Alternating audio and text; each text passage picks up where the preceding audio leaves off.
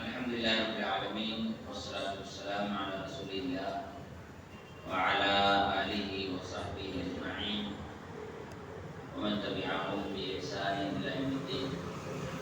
Asyhadu an la ilaha illallah wahdahu la syarika lah wa asyhadu anna Muhammadan abduhu wa rasuluh. Amma ba'd. Qala Allah tabaraka wa ta'ala فليحذر الذين يخالفون عن أمره أن تصيبهم فتنة أو يصيبهم عذاب أليم. وقال النبي الكريم صلى الله عليه وسلم كل أمتي يدخلون الجنة إلا من أبى. قال ومن يأبى يا رسول الله؟ فقال النبي صلى الله عليه وسلم من أطاعني دخل الجنة ومن عصاني فقد أبى. آج کا جو موضوع ہے وہ ہے سنت نبوی صلی اللہ علیہ وسلم کی مخالفت کا انجام. یہ وہ موضوع ہے جو مسلمان کو اپنی زندگی کے ہر گھڑی یاد رکھنی چاہیے، کیونکہ نبی صلی اللہ علیہ وسلم کی سنتوں کی مخالفت جانے انجانے میں ہر کسی سے ہو جایا کرتی ہے. تو سب سے پہلے یہ جاننا ضروری ہے کہ نبی کریم صلی اللہ علیہ وسلم کی سنت کیا ہے. پھر یہ جانیں گے کہ سنت نبوی کی کتنی قسمیں ہیں. پھر اس کے بعد انشاءاللہ سنت نبوی کی مخالفت کا کیا انجام ہے اس پر ہم گفتگو کریں گے. اللہ کے نبی صلی اللہ علیہ وسلم کی سنت، اس کا مطلب یہ ہوتا ہے کہ اللہ کے رسول صلی اللہ علیہ وسلم نے جو کچھ کہا، جو کچھ کیا، رسول اللہ صلی اللہ علیہ وسلم کے سامنے جو کچھ کیا گیا اور رسول اللہ صلی اللہ علیہ وسلم اس کو نہیں منع کیا، یہ ساری کی ساری چیزیں نبی صلی اللہ علیہ وسلم کی سنت ہے. اس کو ہم حدیث بھی کہتے ہیں. اور اللہ کے رسول صلی اللہ علیہ وسلم کی انہی سنتوں کو جو رسول اللہ صلی اللہ علیہ وسلم نے عمل کر کے دکھلایا، یہ لوگوں کو حکم دیا، یا لوگوں نے رسول اللہ صلی اللہ علیہ وسلم کی زندگی میں اس پر عمل کیا، لیکن رسول اللہ صلی اللہ علیہ وسلم نے اس سے منع نہیں کیا، روکا نہیں، تو ایسی صورت میں ہم سیرت رسول کا حصہ کہتے ہیں کہ یہ اللہ کے رسول صلی اللہ علیہ وسلم کی سیرت کا حصہ ہے، جس میں رسول اللہ صلی اللہ علیہ وسلم کی پیدائش، رسول اللہ صلی اللہ علیہ وسلم کی وفات، رسول اللہ صلی اللہ علیہ وسلم کا ہیومن بیہیویئر، اللہ کے رسول صلی اللہ علیہ وسلم کی قدرتی طور پر جو نیچر تھا، اور اسی طرح سے اللہ کے رسول صلی اللہ علیہ وسلم کا یعنی سب کچھ جو رسول اللہ صلی اللہ علیہ وسلم کی زندگی سے جڑی ہوئی چیزیں ہیں، یہ سب کے سب سنت ہیں. اور اللہ رب العالمین نے اس دنیا میں تنے تنہا رسول اللہ صلی اللہ علیہ وسلم کی ذات کو ایک ایسی ذات بنا کر کے بھیجا تھا جن کی زندگی سے انسان کے زندگی کے ہر مسئلے کا حل ہے. چنانچہ اللہ رب العالمین نے قرآن مجید میں فرمایا لقد کان لکم فی رسول اللہ اسوۃ حسنہ، کہ تمہارے لیے اللہ کے رسول کی زندگی میں بہترین اسوہ ہے، بہترین ماڈل ہے. تو اب یہ بات سمجھ میں آ گئی کہ سب سے بہترین ماڈل رسول اللہ صلی اللہ علیہ وسلم کی زندگی ہے. اب ایسی صورت میں بہترین انسان وہ ہے جو اس بہترین ماڈل کو فالو کرے، اس بہترین اسوہ کو اپنائیں، اس بہترین اسوہ حسنہ کو، اس اسوہ کاملہ کو اپنی زندگی میں داخل کرے اور اس کے مطابق اسی سانچے میں ڈھل کر کے اپنی زندگی گزارے. یہی وجہ ہے کہ صحابہ اکرام رضوان اللہ علیہ مجمعین اس کائنات کے سب سے بہترین جماعت تھی انبیاء کے بعد. کیونکہ انہوں نے رسول اللہ صلی اللہ علیہ وسلم کے اس اسوہ حسنہ میں اپنی زندگی کو رنگ لیا، نبی صلی اللہ علیہ وسلم کے بنائے ہوئے گراف میں اپنے آپ کو پرو لیا، رسول اللہ صلی اللہ علیہ وسلم کے سانچے میں اپنی زندگی کو ڈھال لیا، تو ایسی صورت میں وہ بہترین امت ہو گئے۔ چنانچہ اللہ کے رسول صلی اللہ علیہ وسلم نے فرمایا خیر القرون قرنی ثم الذین یلونہم ثم الذین یلونہم، کہ سب سے بہترین لوگ میرے زمانے کے لوگ ہیں، اس کے بعد جو ان کے بعد آئیں گے، پھر اس کے بعد جو ان کے بعد آئیں گے۔ تو اللہ کے رسول صلی اللہ علیہ وسلم نے سب سے بہترین لوگ جن لوگوں کو کہا، وہ کون لوگ تھے؟ وہ لوگ تھے جنہوں نے رسول اللہ صلی اللہ علیہ وسلم کے اسوہ حسنہ کو اپنی زندگی میں مکمل طور پر داخل کیا، اس کے مطابق زندگی گزاری۔ رسول اللہ صلی اللہ علیہ وسلم کی زندگی کی جب ہم بات کرتے ہیں کہ رسول اللہ صلی اللہ علیہ وسلم کی پوری زندگی ہمارے لیے بہترین رول ماڈل ہے، تو ایسی صورت میں زندگی میں صرف عبادت نہیں ہے کہ ہم عبادت نبی کے طریقے پر کر لیں، بقیہ زندگی اپنی منمانی طریقے پر گزاریں۔ رسول اللہ صلی اللہ علیہ وسلم کی زندگی میں عبادت بھی ہے، روزی روٹی بھی ہے، کھانا پانی بھی ہے، بیوی بھی ہے، اولاد بھی ہے، اور اللہ کے رسول صلی اللہ علیہ وسلم کی زندگی میں کاروبار بھی ہے، لوگوں کے ساتھ اٹھنا بیٹھنا چلنا پھرنا، جنگیں، زخمی حالت میں، بیماری کی حالت میں، یہاں تک کہ رسول اللہ صلی اللہ علیہ وسلم کی زندگی میں اللہ تعالیٰ نے اسوہ کو اس طرح سے مکمل کر دیا، مکمل کیا تو کمپلیٹ کیا کہ رسول اللہ صلی اللہ علیہ وسلم پر جادو بھی ہو گیا، رسول اللہ صلی اللہ علیہ وسلم پر جادو ہوا، اور رسول اللہ صلی اللہ علیہ وسلم نے قرآن مجید کے ذریعے سے اس کا حل بتایا، یعنی انسان کی زندگی میں وہ تکلیف جو آ سکتی ہے وہ ساری کی ساری چیزیں اللہ تعالیٰ نے رسول اللہ صلی اللہ علیہ وسلم کی زندگی کے ذریعے ہمیں بتایا اور کہا کہ یہ تمہارے لیے رول ماڈل ہے، یہ تمہارے لیے اسوہ حسنہ ہے۔ رسول اللہ صلی اللہ علیہ وسلم کی سنت کی کتنی قسمیں ہیں؟ تو سنت نبوی کی 3 قسمیں ہیں، سنت نبوی کی 3 قسمیں ہیں۔ کچھ سنتیں ایسی ہیں جو واجب ہیں، کچھ سنتیں ایسی ہیں جو مستحب ہیں، اور کچھ سنتیں ایسی ہیں جن پر عمل کرنا مسلمان کے لیے جائز نہیں ہے۔ کیوں؟ اس لیے کہ اللہ تعالیٰ نے رسول اللہ صلی اللہ علیہ وسلم کے ساتھ خاص کر کے رکھا تھا، وہ بھی تو سنت ہے، وہ بھی رسول اللہ صلی اللہ علیہ وسلم کی سیرت کا حصہ ہے، لیکن ایک مسلمان کے لیے اس پر عمل کرنا جائز نہیں ہے، اور یہ بات رسول اللہ صلی اللہ علیہ وسلم نے خود بتلایا یا قرآن مجید میں اللہ تعالیٰ نے بتلایا، یا صحابہ کرام کے عمل سے ثابت ہوا۔ میں مثال کے ذریعے اس کو سمجھاتا ہوں۔ نبی صلی اللہ علیہ وسلم کی وہ سنتیں جن پر عمل کرنا واجب ہے، یہ وہ سنتیں ہیں جن کے نہ کرنے سے رسول اللہ صلی اللہ علیہ وسلم نے انسان کے گنہگار ہونے کا ذکر کیا، یا جن کا رسول اللہ صلی اللہ علیہ وسلم نے حکم دیا، جیسے تجارت میں حلال و حرام کی تمیز کرنا، یہ نبی کریم صلی اللہ علیہ وسلم کی سنت ہے۔ گھر میں داخل ہوتے وقت دعاؤں کا اہتمام کرنا، یہ رسول اللہ صلی اللہ علیہ وسلم کی سنت ہے۔ اللہ کے رسول صلی اللہ علیہ وسلم کی سنت کا حصہ یہ ہے کہ انسان اپنی زندگی میں جو کچھ بھی کرے اس بات کا بھرپور خیال رکھے کہ اس کے عمل سے اللہ رب العالمین کی نافرمانی نہ ہوتی ہو۔ رسول اللہ صلی اللہ علیہ وسلم کی سنتوں کا طریقہ، سنتوں کا حصہ یہ ہے کہ رسول اللہ صلی اللہ علیہ وسلم نے اپنے کپڑوں کو ٹخنوں سے نیچے رکھنے سے منع کر دیا۔ رسول اللہ صلی اللہ علیہ وسلم کی سنت کا حصہ یہ ہے کہ رسول اللہ صلی اللہ علیہ وسلم نے یہاں تک کہہ دیا کہ کوئی بھی انسان بائیں ہاتھ سے نہ کھائے نہ پیے۔ رسول اللہ صلی اللہ علیہ وسلم کی سنت کا حصہ یہ ہے کہ رسول اللہ صلی اللہ علیہ وسلم نے انسانوں کو اپنی داڑھیوں کو بڑا کرنے، مونچھوں کو چھوٹا کرنے، یہودیوں کی مخالفت کرنے کا حکم دیا۔ تو اس سے یہ بات سمجھ میں آئی کہ یہ کچھ سنتیں ہیں جو انسان کے لیے اپنانا واجب ہے۔ وہی رسول اللہ صلی اللہ علیہ وسلم کی سنتیں ہیں جو مستحب ہیں۔ اگر واجب ہے تو اس کا ثبوت کیا ہے کہ جملہ صحابہ کرام نے اس پر عمل کیا۔ اگر یہ ہے کہ بعض صحابہ کرام نے اس پر عمل نہیں کیا۔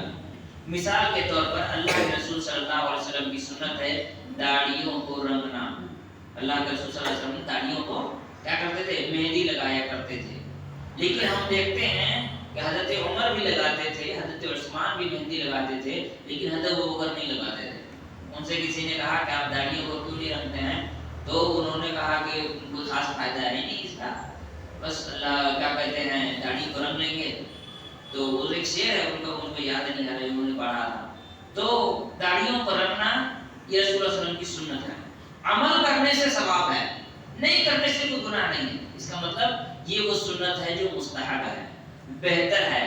عمل کرنے سے انسان کے لیے ثواب ہے، نہیں کرنے سے انسان کے لیے کوئی گناہ نہیں ہے۔ رسول اللہ صلی اللہ علیہ وسلم کا ایک سے زائد نکاح کرنا، اس میں دو کیٹیگری آ جاتا ہے۔ بیک وقت ایک مومن کے لیے 4 بیویوں کا رکھنا یہ مستحب عمل ہے، یہ مستحب عمل ہے۔ کوئی نہیں رکھتا تو گنہگار نہیں ہے، کوئی ایک بھی نہیں رکھتا ہے تو بھی اگر وہ گناہ سے بچا ہوا ہے تو گنہگار نہیں ہے۔ لیکن کچھ سنتیں ایسی ہیں جو رسول اللہ صلی اللہ علیہ وسلم کے لیے خاص۔ مثال کے طور پر رسول اللہ صلی اللہ علیہ وسلم کی بیک وقت 9 بیویوں کے ساتھ زوجیت میں رہنا، یہ رسول اللہ صلی اللہ علیہ وسلم کے لیے خاص ہے۔ دوسروں کے لیے یہ کیا کہتے ہیں جائز اور درست نہیں ہے۔ اسی طرح سے جب جنگ کر کے مال غنیمت لایا جاتا تھا تو اس کا ایک حصہ رسول اللہ صلی اللہ علیہ وسلم کے لیے الگ کر دیا جاتا تھا۔ یہ رسول اللہ صلی اللہ علیہ وسلم کی سنت تو ہے، لیکن رسول اللہ علیہ وسلم کے ساتھ خاص ہے۔ تو بعض سنتیں ہیں جو واجب ہیں، بعض سنتیں ایسی ہیں جو مستحب ہیں، بعض سنتیں ایسی ہیں جو انسان کے لیے واجب بھی نہیں بلکہ حرام ہے۔ اس سے انسان کو علم کے طور پر اس کو رکھنا چاہیے، پھر اس پر عمل کرنے کی اجازت نہیں ہے۔ اللہ کے رسول صلی اللہ علیہ وسلم قبر کے پاس سے گزر رہے تھے۔ رسول اللہ صلی اللہ علیہ وسلم نے فرمایا کہ یہ 2 قبر والوں پر بڑی خوبصورتی سے اللہ کا عذاب نازل ہو رہا ہے۔ ان 2 قبر والوں کو عذاب میں اس لیے مبتلا کیا گیا کہ ایک وہ ہے جو چغلخور ہے، دوسرا وہ ہے جو پیشاب کے قطروں سے نہیں بچتا۔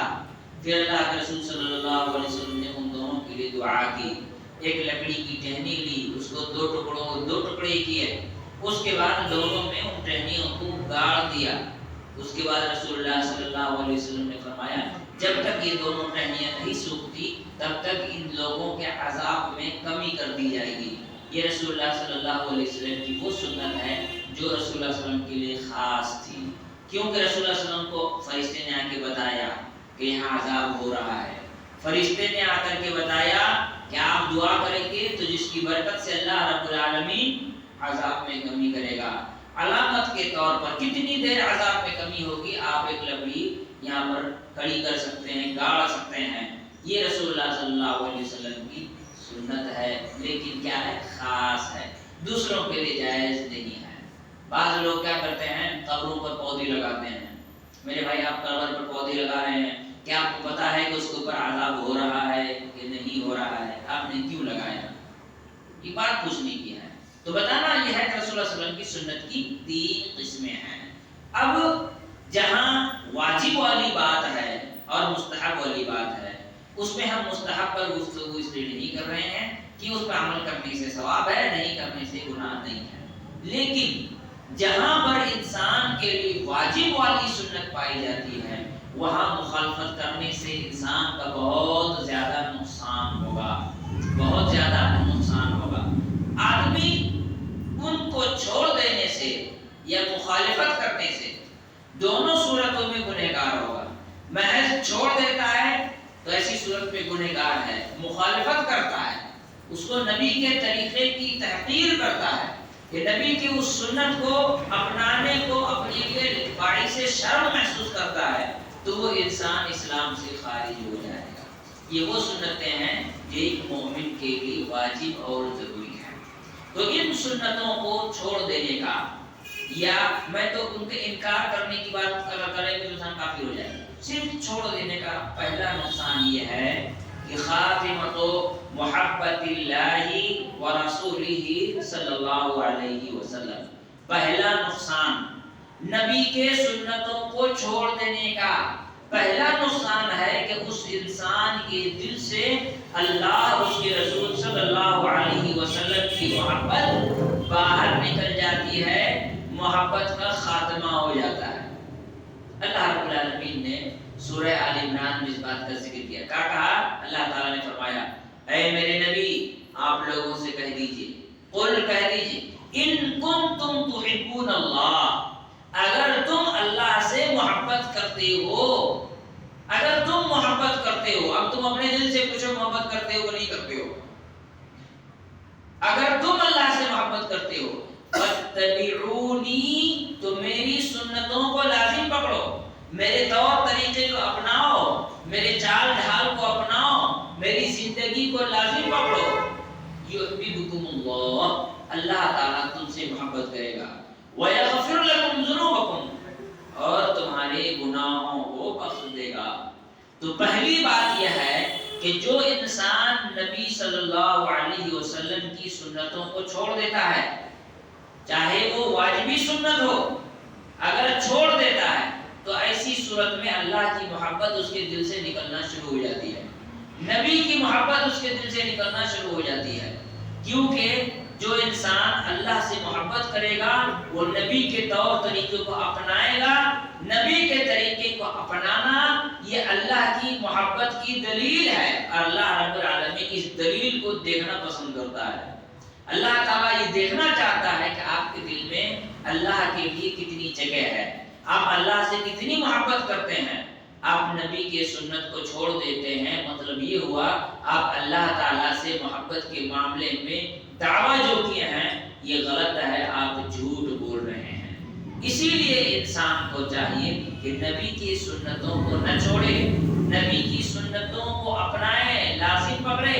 اللہ تعالیٰ کے رسول صلی اللہ علیہ وسلم نے فرمایا علیکم بسنتی، تمہارے لیے میری سنتیں واجب ہیں، میری سنتوں کو لازم پکڑو، میرے طریقے کو اپناؤ، کھانے کا طریقہ ہو، پینے کا طریقہ ہو، یہاں تک کہ دین اسلام نے اس بات کا بھی ذکر کیا کہ آدمی اگر بیت الخلا جائے تو قبلے کی طرف پیٹھ یا منہ کر کے نہ بیٹھے، وہاں پر ہی اس کے لیے ضروری ہے کہ نبی کی اتباع و پیروی کرے۔ کوئی میدان ایسا نہیں ہے جس معاملے میں نبی صلی اللہ علیہ وسلم کی تعلیم موجود نہ ہو۔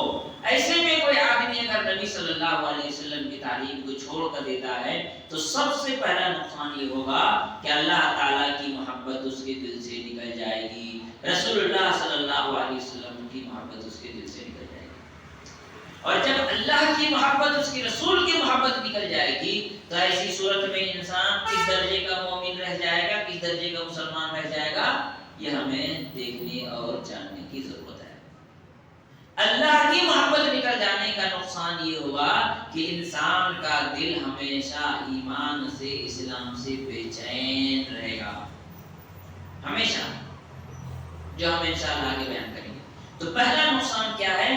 اللہ تعالیٰ کی محبت کا دل سے نکل جانا۔ دوسرا نقصان یہ ہے کہ اللہ تعالیٰ اس انسان سے محبت کرنا چھوڑ دے گا۔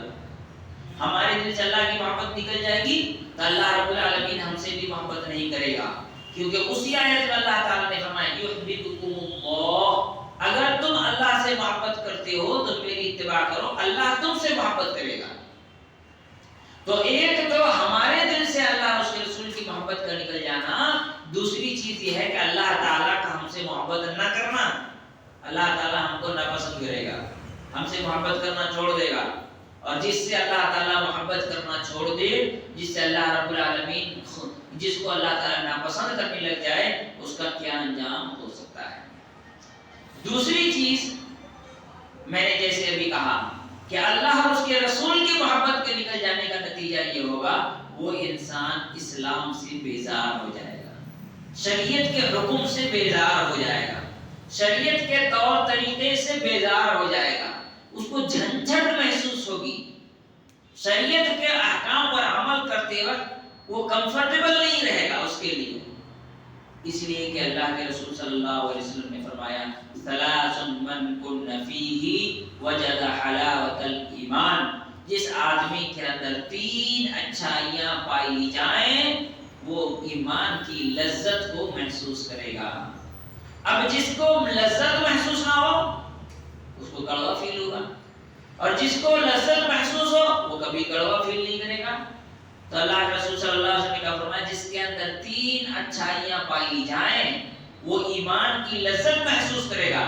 پہلی چیز ان یکون اللہ ورسولہ احب الیہ مما سواہما، اللہ اس کے رسول کے لیے اس کے دل میں سب سے زیادہ محبت ہو، اس کے نفس سے زیادہ، ماں باپ سے زیادہ، اولاد سے زیادہ، تجارت سے زیادہ، گھر بار سے زیادہ، یعنی اللہ اور اس کے رسول کے علاوہ جتنی چیزیں اس کائنات میں ہیں ان تمام چیزوں کی محبت کم ہو اور اللہ اور اس کے رسول کی محبت سب سے زیادہ ہو. جب انسان کے دل میں یہ چیز پائی جائے گی تو ایسی صورت میں ایمان کی مٹھاس ہوگی. اور جہاں مسلمان کے اندر سے اللہ کے رسول کی محبت، اللہ کی محبت چلی جائے گی، وہ انسان دین پر عمل نہیں کر پائے گا، دین کی محبت ختم ہو جائے گی، دین سے بیزار ہو جائے گا، دین اس کے لیے جھنجھٹ اور دنیا بھر کی مصیبتوں کا ذریعہ بن جائے گا. پھر وہ آدمی کہے گا ارے مولویوں کی بات سنو گے تو یہ زندہ نہیں رہنے دیں گے، یہ جینے نہیں دیں گے. ہر جگہ بس حدیث مت سنایا کیجیے نا، ہر جگہ حدیث مت سنایا کیجیے. ایک جگہ دعوت میں گیا تو ایک آدمی سے ملا تھا، دیکھیں یہاں پر بھی کوئی فتویٰ ہوگا مت دیجیے گا بھائی. تو میں نے کہا کہ تم اس کا مطلب پہلے سے جانتے ہو، کچھ تو غلط کر رہے ہو، جو میں ٹوکنے آنا ہوں تم کو، اسی لیے بولو یہاں تم فتویٰ مت دیجیے گا، ہے نا. تو آدمی کو ایسا چیز جھنجھٹ محسوس ہوتا ہے، مولانا آ رہے ہیں ابھی کچھ بول دیں گے، ابھی ٹوک دیں گے، ابھی ڈانٹ دیں گے، کیا فالتو میں اتنا زیادہ جھنجھٹ تھوڑی ہوتا ہے، اتنا زیادہ قید، اتنا زیادہ شرطیں لگا کر انسان تھوڑی جی سکتا ہے. تھوڑی بہت تو انسان کو کنسیڈر کرنا چاہیے. میرے باپ کا دین ہے، میں کنسیڈر کر کے چلوں گا. میرے گھر کا مسئلہ ہے، نہ مجھ کو نیکی دینی ہے نہ مجھ کو گناہ دینا ہے. نیکی گناہ سب اللہ کے واسطے، اللہ سے بات کر لو، کنسیڈر کر لے تو چلے جانا. یہ کیوں ہوتا ہے؟ اللہ اور اس کے رسول کی محبت کا دل سے نکل جانا. تو دوسرا نقصان یہ ہوگا کہ عدم رغبت فی الاسلام، اسلام کے سلسلے میں مومن کے دل میں محبت، رغبت، اسلام کی طرف جھکاؤ، اسلام کی طرف میلان، یہ ساری چیزیں اس کی زندگی سے ختم ہونے لگ جاتی ہیں. تیسرا نقصان عدم رغبت فی المسلمین، تیسرا نقصان یہ ہے کہ ایک مومن کے دل میں دوسرے مسلمان کے لیے محبت ختم ہونے لگتی ہے. آج ہمارا یہی حال ہے، سب اپنے اپنے میں، شیخ اپنا اپنا دیکھ، سب اپنے اپنے میں بزی ہیں. کسی مومن کو کسی مومن سے ملنے کی، حال چال پوچھنے کی، تکلیف میں ساتھ میں کھڑے ہونے کی، دکھ اور غم کو بانٹ لینے کی، خوشیوں میں شریک ہو کر اس میں اضافہ بڑھائے ہو جائے، وہ بیچارے کی خوشی میں اس کا شریک ہونا، یہ ساری چیزیں ختم ہو گئی ہیں. ہر آدمی اپنے آپ میں مصروف ہو گیا ہے. اس لیے ایک مومن کے دل میں دوسرے مومن کے لیے محبت ختم ہو گئی ہے. کیوں؟ اس لیے کہ اس نے نبی کے طور طریقے کو، سنت کو چھوڑ دیا ہے. نبی صلی اللہ علیہ وسلم کی سنت، نبی صلی اللہ علیہ وسلم کا طریقہ کیا ہے؟ لا یؤمن احدکم حتی یحب لأخیہ ما یحب لنفسہ. جب تک کوئی مومن اپنے بھائی کے لیے وہی چیز نہ پسند کرنے لگ جائے جو اپنے لیے پسند کرتا ہے، تب تک وہ صحیح معنوں میں مومن نہیں ہو سکتا، اس کا ایمان مکمل نہیں ہو سکتا. اپنے لیے اگر چاہتا ہے کہ وہ اچھے لباس پہنے، کوئی اس کے لباس پر غلط سلط کمنٹ نہ کرے، تو چاہیے کہ دوسروں کے بھی لباس پر غلط سلط کمنٹ نہ کرے. اگر وہ چاہتا ہے کہ لوگ اس کو گالی نہ دیں تو اسے چاہیے کہ دوسروں کو گالی نہ دے. یہ پسند ہونی چاہیے. اگر وہ چاہتا ہے کہ وہ بھوکے پیٹ نہ سوئے تو اسے چاہیے کہ جو بھوکے پیٹ سو رہے ہیں ان کو بنا کھلائے سونے نہ دے. اگر وہ چاہتا ہے کہ وہ قرضے میں نہ ڈوبا رہے تو جو قرضے پہ ڈوبے ہوئے ہیں ان کو قرضے سے باہر نکلنے میں مدد کرے. اگر وہ چاہتا ہے کہ اس کی بیماری میں کوئی اس کی تیمارداری کرے، اس سے خیر خیریت پوچھے، تو اسے چاہیے کہ دوسروں کی بیماری میں اس کی خیر خیریت پوچھے. جب تک یہ عادت اس کے اندر نہیں پیدا ہوگی تب تک وہ صحیح معنوں میں مومن نہیں ہوگا. یہ نبی کا دور، یہ نبی کا طریقہ، یہ نبی کی تعلیم، یہ نبی کی سنت ہے. جو آدمی اس کو اپنائے گا نہیں، اس کے لیے تیسرا بڑا نقصان یہ ہے کہ وہ مسلمانوں سے صحیح معنوں میں محبت نہیں کر پائے گا. وہ صحیح معنوں میں مسلمانوں سے محبت نہیں کر پائے گا. اس کے دل میں مسلمان کے لیے کوئی محبت نہیں ہوگی. کوئی مرتا ہے تو مرنے دو، جیتا ہے تو جینے دو، برباد ہوتا ہے تو ہونے دو، پھر بعد میں بھی جیجے بولیں گے ہاں مسلمانوں کے ساتھ بڑا ظلم ہو رہا ہے۔ تو ظلم کرنے والے دو ہیں، ایک وہ جس نے اس کو برباد کر دیا، دوسرا وہ جو اس کی بربادی میں تماشائی بنا بیٹھا ہے، اس کو بربادی سے باہر نکالنے کے لیے کوشش نہیں کر رہا، وہ بھی تو ظالم ہے۔ تو دوسرا بڑا نقصان یہ ہے کہ ایک مومن کے دل میں دوسرے مومن کے لیے محبت ختم ہو جائے گی، جس سے اتحاد نہیں ہوگا، اتفاق نہیں ہوگا، ایک دوسرے سے مل بیٹھ کر کے مسائل کو حل کرنے کا کوئی جذبہ نہیں ہوگا، اور نتیجہ ہوگا کہ ہر آدمی اپنی زندگی میں اتنا مصروف ہو جائے گا کہ پڑوس میں میت ہو جائے تو ایک مومن دوسرے مومن کے میت میں بھی دکھوں میں شریک نہیں ہوگا۔ ایک آدمی کا انتقال ہو گیا، ہم گئے ہوئے تھے وہاں ان کے یہاں پہ گھر میں، جب جنازہ دھلانے کی باری آئی تو لوگ بولے جی وہ ہمارا پاٹ مت یوز کرنا، ہمارا مگ مت یوز کرنا، ہماری بالٹی مت یوز کرنا، تھوڑا گیٹ سے آگے بڑھانا۔ بعد میں معلوم ہوا جنازہ لے جانے کے بعد جس کارڈ میں نہلا رہے تھے کوئی مرد گھر میں نہیں ہے، آگے عورتوں کو کہا کہ اس کو ہٹاؤ، اس کو باہر لے جا کے رکھو، یہاں پہ گائے رکھے ہوئے ہو، یہ چیز یہاں پر تک پڑا رہے گا، بھائی مرد گئے ہیں دفنا کے آئیں گے اٹھا لیں گے، ان کو اتنا بھی برداشت نہیں ہوا۔ کیوں؟ دل میں مومن کے لیے محبت ختم ہو گئی ہے۔ ایک اور دلیل اس کے سلسلے میں بیان کرتا ہوں۔ اللہ کے رسول صلی اللہ علیہ وسلم نے فرمایا جب نماز میں کھڑے ہو کاندھے سے کاندھا اور قدم سے قدم ملا کر کھڑے ہو جاؤ۔ یہ کہا نا اللہ کے صلی اللہ علیہ وسلم نے، اگر تم کاندھے سے کاندھا قدم سے قدم نہیں ملاؤ گے تو اللہ تعالیٰ تمہارے دلوں کو منتشر کر دے گا، اختلاف ڈال دے گا، پھوٹ ڈال دے گا، ایک دوسرے کے لیے دل میں محبت، اخوت، بھائی چارگی ختم ہو جائے گی۔ کیوں؟ نبی کی ایک سنت کو چھوڑنے کا نتیجہ کیا ہے؟ نماز میں قدم سے قدم اور کاندھے سے کاندھا نہیں ملانے کا نتیجہ۔ ہمارے یہاں پر قدم سے قدم مل جاتا ہے، کاندھا نہیں ملتا ہے، اس لیے دل نہیں مل رہا ہے۔ بہت سارے لوگ کاندھا قدم دونوں نہیں ملاتے، اس لیے اور زیادہ جھگڑا ہو رہا ہے۔ جب تک کاندھے سے کاندھا قدم سے قدم دونوں صحیح معنوں میں نہ ملے تب تک ایسی صورت میں دلوں میں محبت نہیں پیدا ہوگی۔ یہ رسول اللہ صلی اللہ علیہ وسلم نے فرما دیا۔ یہاں تک کہ صحابہ اکرام کہتے ہیں کہ جب یہ حدیث ہمیں سنی تو ہم ایک دوسرے کے ساتھ ایسے کھڑے ہوتے تھے جیسے کہ چپک گئے ہوں، ایک دم چپک کر کے ایک دوسرے سے کاندھے سے کاندھا اور قدم سے قدم ملا کر کے ہم نماز میں کھڑے ہوتے تھے۔ چپک نہ جائے تو کم سے کم اتنا تو ہونا ہی چاہیے کہ ایک دوسرے کے کاندھا ایک دوسرے سے ٹچ ہوں، ایک دوسرے کے بدن سے ٹچ ہوں، اس طرح سے آدمی نماز کے لیے کھڑا ہو۔ ایک سنت کو چھوڑنے کا نتیجہ کیا ہوا؟ ایک مومن کے دل سے دوسرے مومن کے لیے، ایک مسلمان کے دل سے دوسری مسلمان کے لیے محبت کا خاتمہ ہو جانا۔ اب یہ محبت کے خاتمے کی وجہ سے کتنی ساری مصیبتیں، تکلیفیں، پریشانیاں ہم تمام لوگوں کی زندگی میں ہیں جو ہم دیکھ رہے ہیں۔ چوتھا بڑا نقصان یہ ہوگا کہ آدمی جب نبی صلی اللہ علیہ وسلم کی سنتوں کو چھوڑ دے گا تو اس کے دل میں کافروں، مشرکوں، ملحدوں کی محبت پیدا ہو جائے گی۔ چوتھا بڑا نقصان کیا ہوگا؟ اس کے دل میں کافروں، مشرکوں، ملحدوں کی محبت پیدا ہو جائے گی۔ کیوں؟ اس لیے کہ اس کے دل سے اللہ اور اس کے رسول کی محبت باہر نکل گئی ہے اور اس کے دل میں نبی کی سنت کی محبت نہیں رہی ہے۔ مثال کے طور پر آج ہم لوگ دیکھتے ہیں ہمارے یہاں لوگوں کے رول ماڈل کون ہیں؟ کوئی فلم اسٹار ہوتا ہے، کوئی کرکٹر ہوتا ہے، تو کوئی فٹ بالر ہوتا ہے، یہ ساری چیزیں پائی جاتی ہیں۔ اس لیے کہ ہم نے اپنے گھریلو زندگی میں نبی صلی اللہ علیہ وسلم کی سنتوں کو چھوڑ دیا۔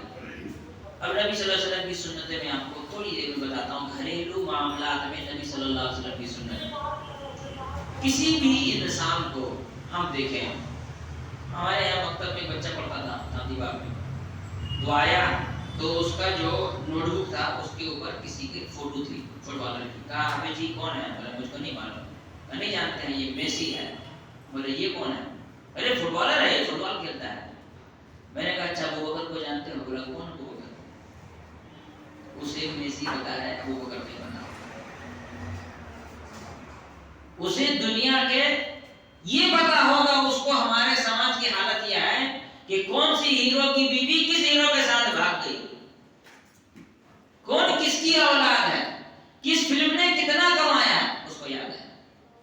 اسے یہ پتا نہیں کہ حضرت عثمان غنی نے کتنا صدقہ کیا تھا، حضرت ابوبکر نے کتنا صدقہ کیا، حضرت عثمان نے اس دین کے لیے کتنی قربانی دی، حضرت عمر کے کارنامے کیا ہیں، حضرت امیر معاویہ کے کارنامے کیا ہیں، حضرت علی کی فضیلت کیا ہے، حسن و حسین کو اللہ کے رسول صلی اللہ علیہ وسلم نے زندگی میں کون سی بشارت دی تھی، جملہ صحابہ اکرام نے کیا کیا، محدثین میں صحابہ اکرام کے بارے میں کیا کیا لکھا، کچھ نہیں بتا سکتا۔ ابھی کچھ دن پہلے کسی کا اسٹیٹس میں دیکھ رہا تھا، پاکستان کا تھا وہ ویڈیو، کہا کہ آپ کسی 5 نبی کا نام بتائیے، 5 نبیوں کے نام نہیں بتا پا رہے تھے۔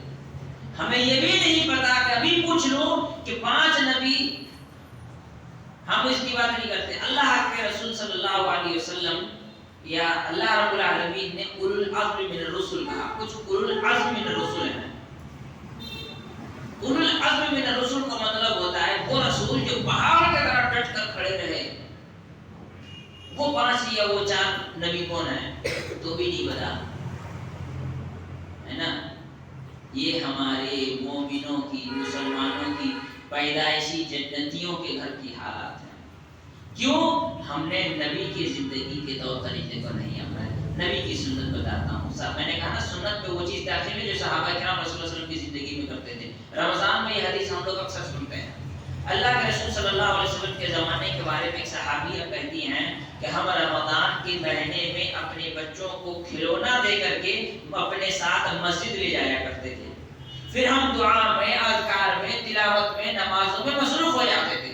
بچے جب بھوک سے روتے تھے تو ہم ان کو کھلونا دے کر بہلایا فضلایا کرتے تھے، اور جیسے ہی افطار کا وقت ہوتا تھا ہم گھر آ کر کے افطار کیا کرتے تھے۔ ایک بچہ جو کھلونا دے کر بھولے اس کی عمر کتنی ہوگی؟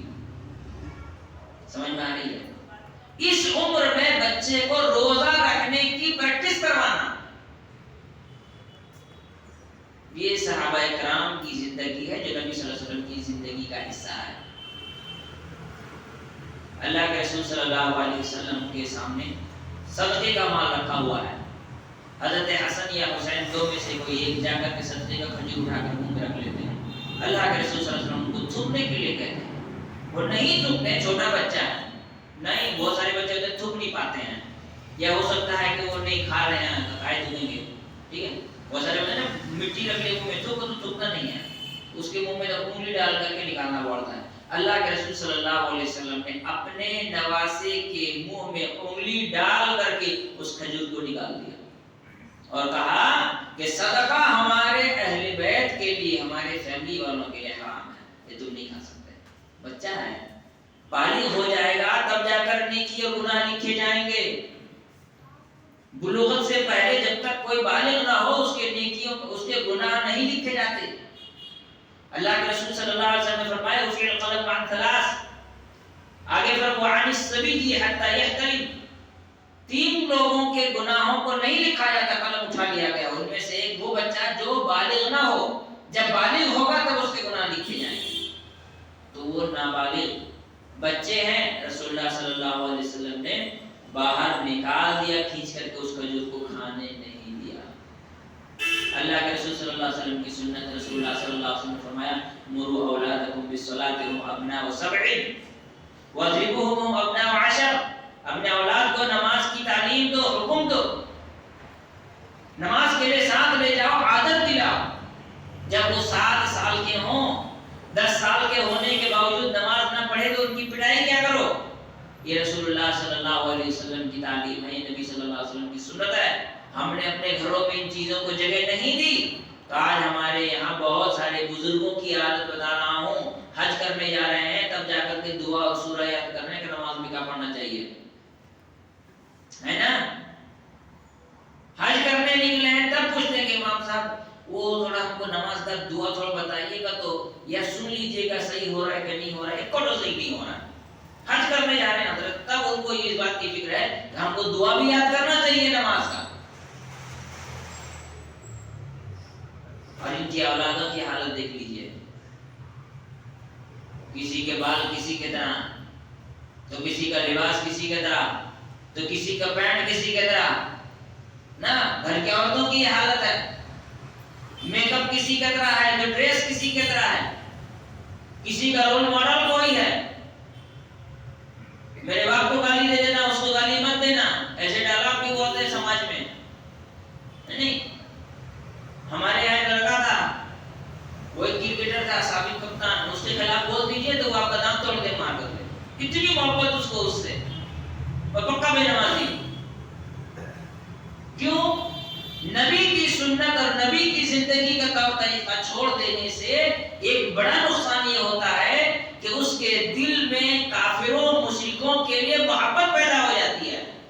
اسلام کے لیے، مسلمان کے لیے، مومن کے لیے اس کے دل میں کوئی محبت نہیں رہتی ہے۔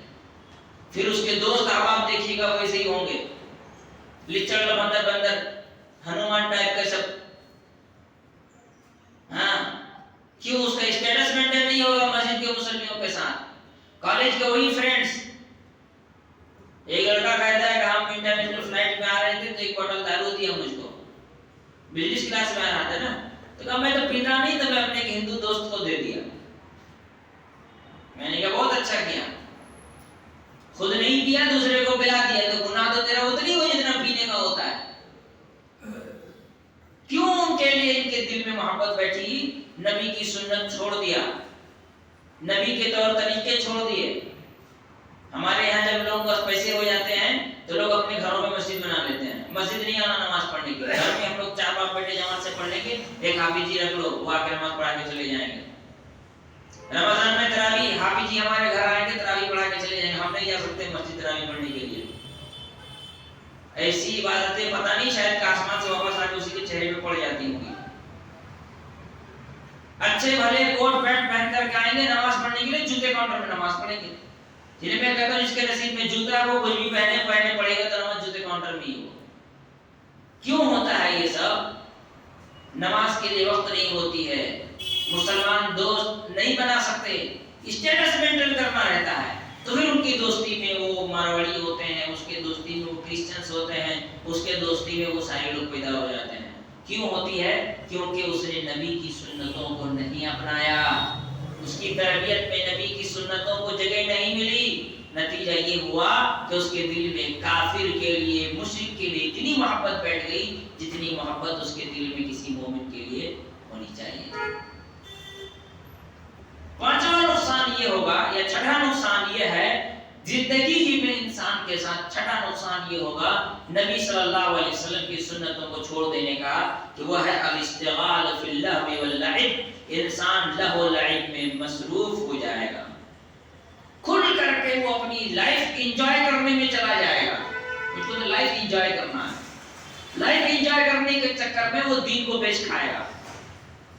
اسی لیے اللہ کے رسول صلی اللہ علیہ وسلم نے فرمایا بادروا بالاعمال فتنا كقطع الليل المظلم، لوگوں نیکی کرنے میں جلدی کرو قبل اس کے کہ رات کے اندھیرے کے طرح ایک فتنہ تمہارے سامنے آ کر کھڑا ہو جائے۔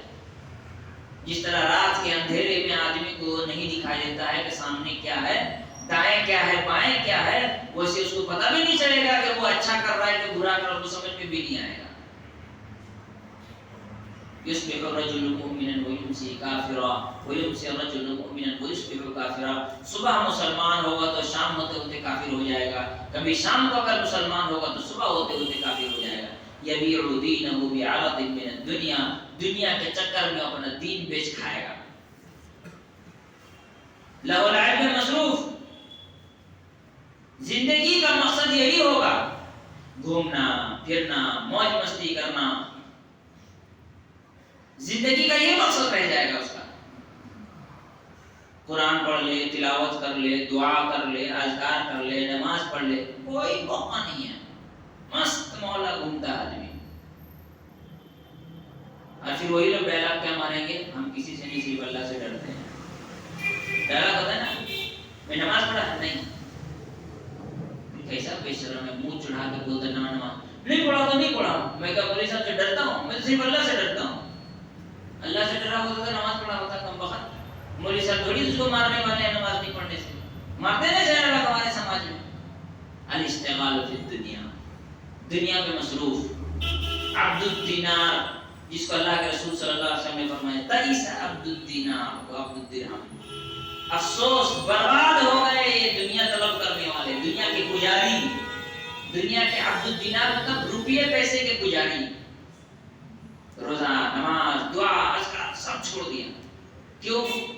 روپے پیسے کے چکر میں کمانا ہے۔ آپ چلے جائیے مارکیٹ میں کام کرنے والے لوگوں سے پوچھ لیجیے رمضان میں روزہ رکھے ہو؟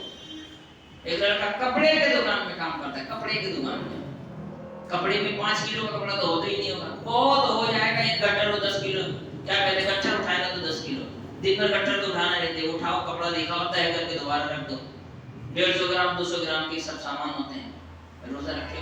نہیں، میں روزہ نہیں رکھ پاتا ہوں۔ کیوں؟ اس کی پرورش میں نبی کی سنتوں کا کوئی رول نہیں رہا. اب بڑا ہو گیا ہے تب وہ دنیا اس کو کمانا ہے. نتیجہ یہ ہو گیا کہ وہ عبادتوں سے بالکل دور نکل کے چلا گیا ہے. دنیا تربیت پہ انسان مصروف ہو جائے گا. پھر وہ ٹک ٹاک میں ناچے گا، نہیں، پھر وہ ریپ لکھے گا، گانا لکھے گا. پھر وہی لوگ کیا کریں گے؟ اشتغال فی الدنیا. سیتو برج سے ندی میں کودے گا، سیتو برج سے ندی میں کود جائے گا، ہوگلی ندی میں مر جائے زندہ رہے وہ تو بات کی بات ہے، کود جائے گا. کیوں کودے گا؟ وائرل ہونا ہے، ویڈیو بنا کر کے. یہ اشتغال فی الدنیا، اشتغال فی اللہ واللعب، لہو لعب میں مصروف. اولاد کی تربیت میں نبی کے طور طریقے کو نہ اپنانے کا یہ بڑا نقصان ہوتا ہے. نبی کی سنتوں کو چھوڑ دینے کا بڑا نقصان ہوتا ہے. پھر نتیجے جو ہوتے ہیں ہمارے سامنے ہیں، کتنا بیان کریں، جتنا بیان کریں گے کم ہے. تو یہ تو ہو گیا انسان کی اس دنیا میں نبی کی سنتوں کو چھوڑنے کا نقصان. اب پھر سنیں وہ قرآن کی آیت جس میں اللہ رب العالمین نے فرمایا فَلْيَحْذَرِ الَّذِينَ يُخَالِفُونَ عَنْ أَمْرِهِ أَن تُصِيبَهُمْ فِتْنَةٌ أَوْ يُصِيبَهُمْ عَذَابٌ أَلِيمٌ. انہیں ڈرنا چاہیے، خوف کھانا چاہیے، گھبرانا چاہیے، ایسے لوگوں کا دل دہل جانا چاہیے. یخالفون عن امرہ، جو میرے نبی کے احکام کی مخالفت کرتے ہیں، اس کے الٹا چلتے ہیں. ان تصیبہم فتنہ، کہ وہ کسی فتنے میں پڑ جائیں. او یصیبہم عذاب علیم، یا وہ عذاب میں مبتلا کر دیے جائیں. فتنہ کیا ہوتا ہے؟ ہمارے سماج میں اتنی ساری چیزیں آتی ہیں، فتنے آتے ہیں، مصیبت میں آتا ہے انسان، پریشانی میں آتا ہے. سنت کو نہ اپنانے کے نتیجے میں شادی بیاہ میں خاص کر کے کتنی ساری مصیبتیں آتی ہیں. اللہ کے رسول صلی اللہ علیہ وسلم فرمایا فَاظْفَرْ بِذَاتِ الدِّينِ، دین دیکھ کر شادی کرو. آدمی اسٹیٹس دیکھ کر، گھرانہ دیکھ کر کے شادی کرتا ہے، مال دولت دیکھ کر شادی کرتا ہے، بعد میں پتہ چلتا ہے کہ بہو ساس کو مار رہی ہے، جھڑک رہی ہے، گالی دے رہی ہے، سسر سے جھگڑا کر رہی ہے. فتنہ. ایک لڑکا آیا گھر کے بڑی پریشانی کو لے کر کے، اس کے ابا بولے میں بہت پریشان ہو گیا، میرے بچے کو نصیحت کیجیے. تو میں نے اس کو بعد میں بلایا کہ ٹھیک ہے، اکیلے بلا کر بات کیا. تو کہا میں کیا کروں، یہ تو ہونا ہی تھا. تو یہ کون سی بات ہے؟ بولے کہ میں جس سے شادی کرنے مانگ رہا تھا تو میرے والد نے کہا تھا وہ لوگ لین دین میں کمزور ہیں. بات سمجھ میں آ گئی؟ لین دین میں کمزور کا مطلب اسی لیے ان کے گھر میں نکاح نہیں کریں گے، فلاں کے گھر میں شادی کر لو. اب وہ میرے گھر کو میں جینا حرام کر رکھی ہے. بات سمجھ میں آ رہا ہے؟ نبی کی سنتوں کی مخالفت. ان تصیبہم فتنہ، فتنے میں مبتلا ہو جائیں. رشتے میں لڑکی کیسی چاہیے؟ پڑھی لکھی ہونی چاہیے، بہت زیادہ نہیں لیکن گریجویشن چاہیے. بہت زیادہ کا مطلب کہتے ہیں ناسا کی سائنٹسٹ چاہیے. گریجویشن لے کر کرو گے پھر بچے کو ٹیوشن تو تجھے ٹیوشن سینٹر ہی پڑھانا ہے نا. پھر اگر اس لیے لے رہے ہو کہ میرے بچوں کو ٹیوشن سینٹر نہ جانا پڑے، گھر میں پڑھ لے، تب تو بات سمجھ میں آتی ہے. گھوم پھر کے تو بچے تیرے ٹیوشن سینٹر میں ہی پڑھیں گے. پھر تو گریجویٹ لے کر کرو گے کیا؟ بیٹے میرے گھر میں کوئی کم پڑھا لکھا نہیں ہے تو کم سے کم گریجویٹ ہونا چاہیے. تو لوگ کیا بولیں گے کہ دیکھو دیکھو فلاں صاحب کہاں شادی کروا دی اپنے بچے کا. پھر کرو گریجویشن لے کر کے، پھر وہ یہاں کا پوسٹ گریجویشن کرائے گی پورے گھر والوں کو. سب ایک کا پوسٹ چینج ہوتا رہے گا. پھر اور کیا چاہیے تمہیں؟ دیکھنے میں ٹھیک ٹھاک ہونا چاہیے. دیکھنے میں ٹھیک ٹھاک کا کیا مطلب ہوتا ہے؟ 50 رشتے ہیں سب تو ایک بھی سمجھ میں نہیں آ رہا. مجھے سمجھ میں نہیں آ رہا مطلب کیا وہ عربی گرامر ہے؟ مجھے سمجھ میں نہیں آ رہا. یا تجھ کو کسی نے ٹینس پوچھ لیا کہ یہ کون سا ٹینس ہے، بولے بھائی سمجھ میں نہیں آ رہا. دیکھ کر بولے سمجھ میں نہیں آ رہا. کوئی بات ہوئی سمجھ میں؟ وہ چائنیز بول رہی تھی، سمجھ میں نہیں آ رہا. فتنہ. اللہ نے دل میں فتنہ ڈال دیا ہے، وہ کسی کو چوائس ہی نہیں کر پا رہا ہے کہ شادی کرے تو کرے کس سے. شادی کرنے کے بعد بھی بہت ساری مصیبتیں آتی ہیں. اللہ کے رسول صلی اللہ علیہ وسلم نے دین دیکھو. تمہاری بیٹی کے لیے جب ایسا رشتہ ہے جن کے اخلاق اور دین سے تم راضی رہو تو ہاں کر دیا کرو، نہ مت کیا کرو. یہ رسول اللہ صلی اللہ علیہ وسلم کی حدیث ہے. لیکن اس چیز پر عمل نہیں ہے. نتیجہ ہو رہا ہے جو ہمارے سماج کے حالات ہیں. بہو بہت خرچہ کرتی ہے، پیسہ لے کر خود ہی اکیلے شاپنگ کرنے نکل جاتی ہے. ایسا ہوتا ویسا ہوتا، ٹھیک ہے جیسی کرنی ویسی کرنی. وہ ایک پیڑ ببول کے آم کہاں سے کھائیں؟ یہ حال ہے۔ دوسرا نقصان او یصیبکم عذاب علیم، ان کو عذاب علیم آ کر کے تکلیف دینے والی عذاب، تکلیف دینے والی عذاب۔ اللہ کے رسول صلی اللہ علیہ وسلم نے فرمایا قیامت کے دن حوض کوثر میں لوگوں کو میں پانی پلا رہا ہوں گا، ایک بڑی جماعت آئے گی میرے پاس تو فرشتے اس کو روک لیں گے، لیکن وہ نمازی رہے ہوں گے، وضو کے وجہ سے ہاتھ پیر منہ چمک رہے ہوں گے، تو میں کہوں گا آنے دو میری امت کے لوگ ہیں، تو صحابہ اکرام کہیں گے کہ نہیں نہیں یہ آپ کی امت کے لوگ نہیں ہیں، آپ کو نہیں معلوم یہ وہ لوگ ہیں جنہوں نے آپ کے اس دنیا سے رخصت ہونے کا پوری دین تبدیل کر دیا تھا۔ اللہ کے رسول صلی اللہ علیہ وسلم کیا کہیں گے؟ سحقا سحقا لمن غیر بعدی، ایسے لوگوں کو میں دیکھنا بھی نہیں پسند کرتا ہوں، ان کو اتنی دور لے کے چلے جاؤں میرے پاس سے جنہوں نے میرے دین کو بدل دیا، میرے طور طریقے کو بدل دیا، میرے بتائے طریقے کو اپنانے کے بجائے اپنی منمانی طریقے پر زندگی گزار لیا۔ اللہ رب العالمین کہیں گے، رسول اللہ صلی اللہ علیہ وسلم فرمائیں گے کہ ان کو مجھ سے دور کرو، سحقا سحقا لمن غیر بعدی، جنہوں نے میرے بعد میرے دین کو چینج کر دیا ان کو ہٹا دیا جائے۔ تو بات سمجھ میں آ گئی؟ نبی صلی اللہ علیہ وسلم کی سنت کو نہ بنانے کا یا ان کی سنتوں کی مخالفت کرنے کا نتیجہ، سنت کی مخالفت جس کو ہم بدعت کہتے ہیں۔ اللہ کے رسول صلی اللہ علیہ وسلم نے لعنت بھی دی ہے کسی انسان پر، دو تین لوگ ہیں، صحیح مسلم کی حدیث ہے، ان میں سے ایک تین لوگوں کا ذکر ہے، ایک جو غیر اللہ کے نام سے ذبح کرتا ہے، جو زمین کے نشانیوں کو مٹاتا ہے، یہاں پہ کھوٹی تھی یہاں سے اکھاڑ کر یہاں کاٹ دے بولتے یہ میری زمین ہے، ٹھیک ہے۔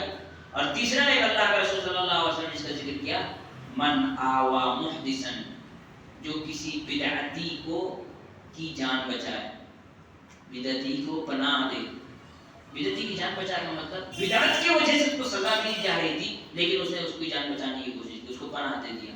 اللہ کے رسول صلی اللہ علیہ وسلم نے اس کے لیے کہا کہ اس پر اللہ کی لعنت ہے۔ تو دوسرا نقصان، اللہ کے رسول صلی اللہ علیہ وسلم نے کیا فرمایا؟ کل امتی یدخلون الجنہ، میری امت کا ہر انسان جنت میں داخل ہوگا، الا من ابا، سوائے اس کے جو جنت میں جانے سے منع کر دے۔ اب صحابہ اکرام نے پوچھا کہ کون انسان ہے جو منع کر دے گا، جنت جانے سے کون منع کرے گا؟ اللہ کے رسول صلی اللہ علیہ وسلم فرمایا من اطاعنی دخل الجنہ، جس نے میری بات مان لی، میرے سنت کو اپنایا، میری اطاعت کی، وہ جنت میں داخل ہوا۔ من عصانی فقد ابا، جس نے میری نافرمانی کی وہ جنت میں جانے سے انکار کر دیا، اس کا مطلب کہاں جائے گا؟ تو دوسرا ایک اہم نقصان جو اللہ رب العالمین، اللہ کے رسول صلی اللہ علیہ وسلم نے فرمایا، نبی کی سنت اور طور طریقے کو چھوڑنے کا بڑا نقصان یہ ہے کہ اس انسان کو جنت سے محروم کر دیا جائے گا، وہ انسان جہنم میں داخل کر دیا جائے گا۔ اس کے علاوہ اور بھی بہت ساری چیزیں ہیں جو رسول اللہ صلی اللہ علیہ وسلم نے شفاعت کے بارے میں، رسول اللہ صلی اللہ علیہ وسلم کی نافرمانی کرنے والے کو شفاعت نہیں ملی ہے، اور بھی کئی چیزوں کا ذکر کیا گیا ہے۔